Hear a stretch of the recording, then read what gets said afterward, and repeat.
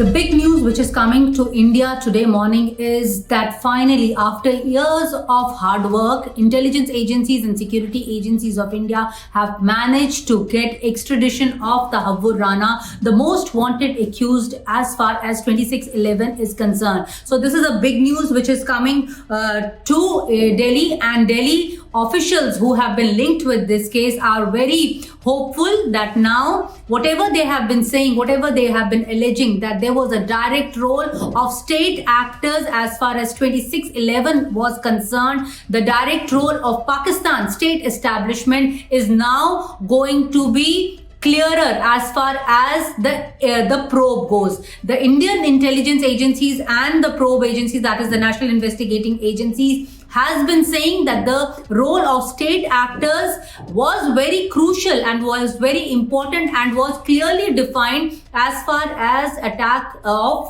Mumbai attack was concerned. However, Pakistan has been denying their role as far as state actors' role is concerned. But now with Tahavvur Rana coming back to India, this crucial link is going to be established. So this is a very good news as far as Indian probe is concerned pertaining to 2611. As far as Tahavvur Rana is concerned, it has been established that he provided financial and logistic help to David Coleman Headley, another accused who also is in America right now and is undergoing his sentence. 35 years of imprisonment he's going there. He in fact has turned approver, and that's the reason why that India has not been able to get him back, despite the fact that both India and America are signatories to extradition. In 1997, both of them signed a treaty. So an accused wanted in any case in another country is bound to be extradited back, provided that the first country proves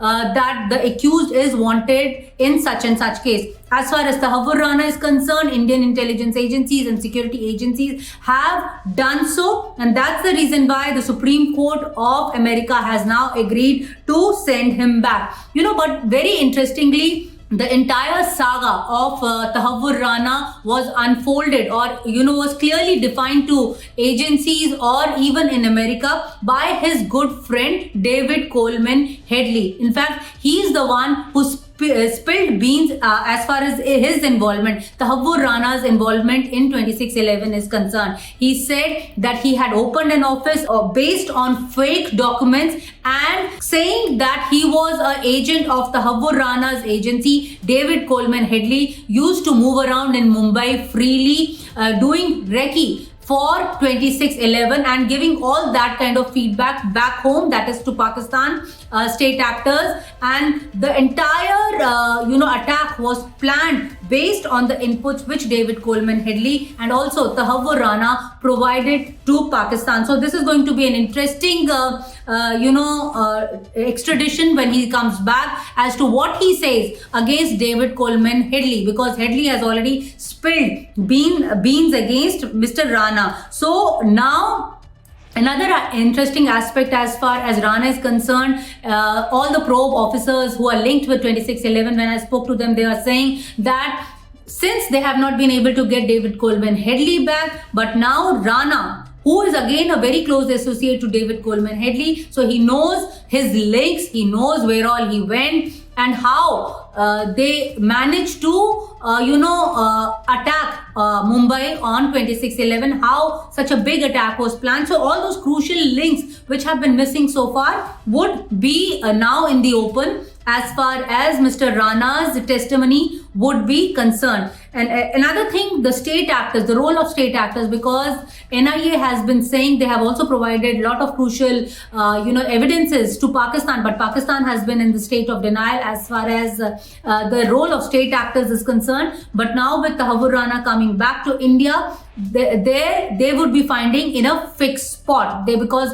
more evidences are likely to get generated. So Rana, in fact, when this case was going on in America, Rana had taken a plea that the same case or same charges were leveled against him in Chicago, but the American Supreme Court held that the charges were different because the conspiracy angle was never, leveled against Mr. Tahavvur Rana, and right now they are dealing with conspiracy charges, and also that how he provided fake documents to RBI to open a office in Mumbai. So those were the charges against Mr. Tahavvur Rana, which were proved in Supreme Court, and now he's being brought back. So the court also said that the court also argued that in Chicago these charges were never tried. So it's a big case, as far as a big win rather, as far as Indian intelligence agencies are concerned.